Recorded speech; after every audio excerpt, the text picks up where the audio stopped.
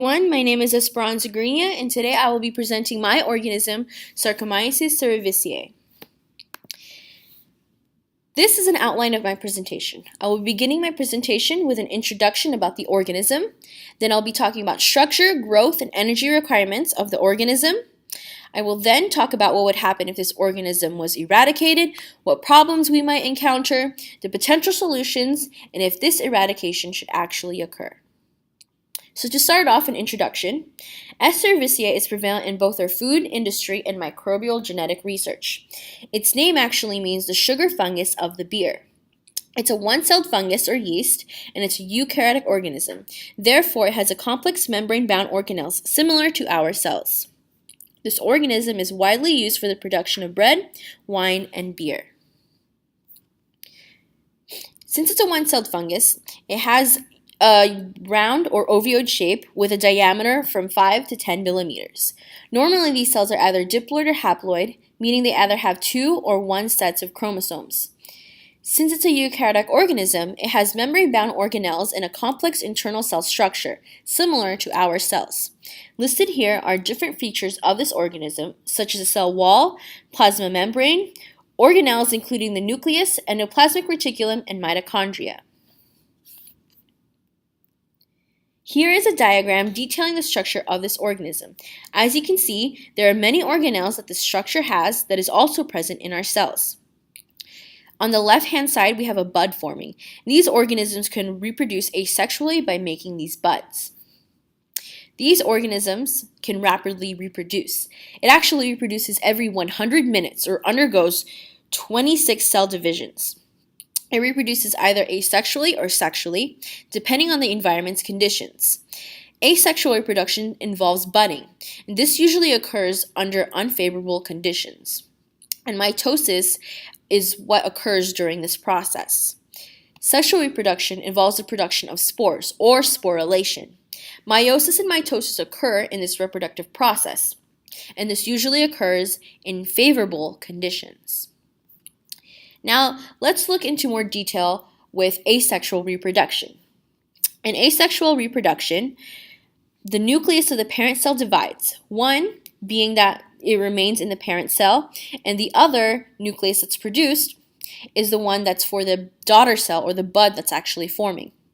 Once the bud has fully formed and matured, it can separate from the parent cell and exist entirely on its own. In contrast, sexual reproduction of the organism is a lot more complex.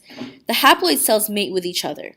The A-type cell mates with the alpha-type cell, and the cytoplasm of these two cells fuses. Fertilization then occurs to produce the zygote. The zygote can undergo meiosis to form the ascus. The ascus forms 4 ascospores that are haploid, which then undergo germination to become haploid cells again. This diagram explains both the asexual and sexual reproduction. Asexual reproduction steps are located on the right side of the diagram, and the left side of the diagram explains the steps for sexual reproduction, from the mating of the two cell types all the way to the zygote formation and eventual production or germination of the haploid cells. Now, S. cerevisiae has a variety of energy requirements. Since this organism is a heterotroph, it cannot fix carbon from inorganic sources. Much like us, it needs sources for carbon and other nutrients. It gets carbon from sugars, fats, and proteins. Specifically, it can grow on galactose and fructose. It also needs nitrogen, and its nitrogen sources are mainly ammonia and urea, from amino acids and small peptides. Other elements like phosphorus and metals, like magnesium, iron, or calcium, are also needed. This organism can utilize these sugars to produce ATP anaerobically or undergo fermentation. So overall, what it does is it converts sugars and the starches to ethanol, which is a type of alcohol, and produces carbon dioxide as a byproduct. Either aerobic or anaerobic respiration can occur, so with or without oxygen. Here are the chemical equations that explain the reactants and the products for anaerobic or anaerobic respiration. Now today, There are many current uses for S. cerevisiae, and it's actually one of the most important types of yeast in the food industry today. It's a leavening agent in bread and a fermenter for alcoholic drinks. It's able to ferment its own weight of glucose every hour. Besides playing a critical role in the food industry, it is also a genetic tool for microbial and genetic studies. And the reason why that it's an important tool is because it's easy to grow and culture. It's a eukaryote, so it's applicable to human genetics more so than bacteria. Its entire genome has already been sequenced, so again, it's a very useful tool in the scientific inquiry. Since this organism is used to make bread products, it plays a large role in the bread industry, which plays a large part in America's economy. According to the American Bakers Association, almost 2 million jobs are due to bread production and sales. Wages for this organism are close to 90 million. Total output is 310 million, with federal taxes almost equating $21 billion, and state and local taxes are almost $18 billion. In short, about $311 billion in total economic output in the U.S. is because of bread production. This equals to 2.1% of the gross domestic product in the U.S. And the reason for this is because many Americans eat bread. Bread is a staple food in most individuals' diet. According to the Smithsonian, 50% of Americans eat a sandwich a day. That's a lot of bread. And it's not just in the United States. Bread is a staple food in almost all countries. In the UK, for example, 99% of households buy bread. Besides the bread industry, S. cerevisiae largely affects the beer and wine industry. According to the U.S. Census Bureau, the amount of U.S. breweries doubled from 2007 to 2012. Beer shipments increased by $4 billion, totaling $14.3 billion.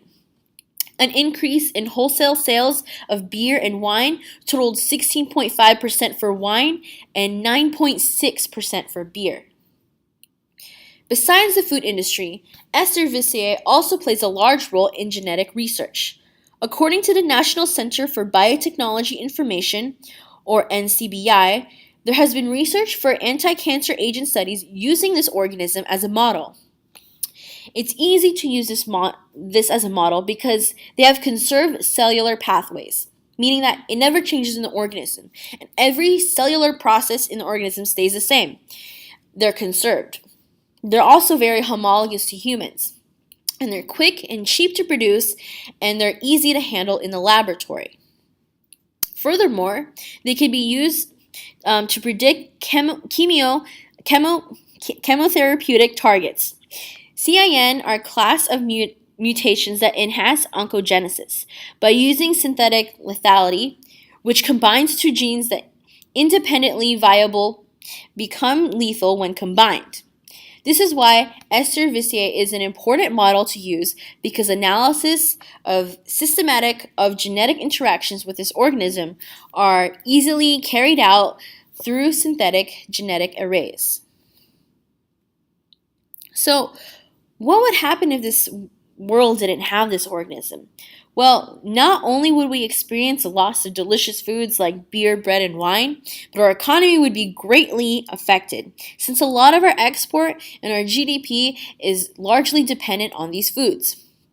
Progress in effective cancer anti-agents would be put to a halt because many of them rely on using this model organism.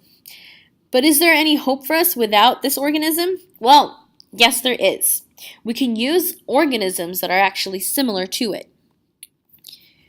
For example, we can use alternative organisms for fermentation, such as Saccharomyces carlsbergensis, which is made to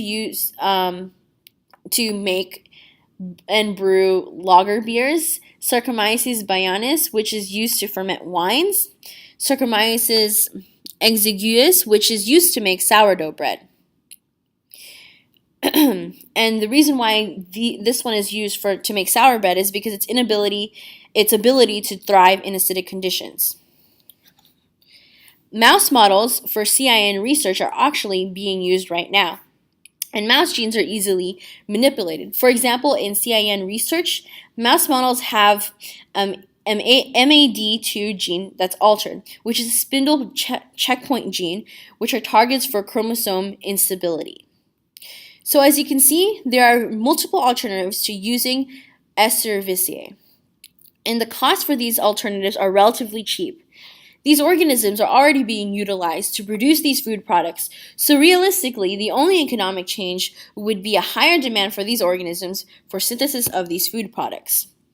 Furthermore, mice are already being used in the laboratory as research. It's relatively inexpensive to produce and handle the mice in the laboratory.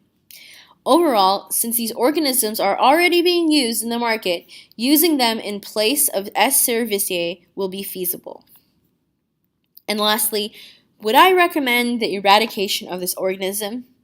No, because S. cerevisiae is not only a model organism for genetic research, but plays a large role in our food industry and economy.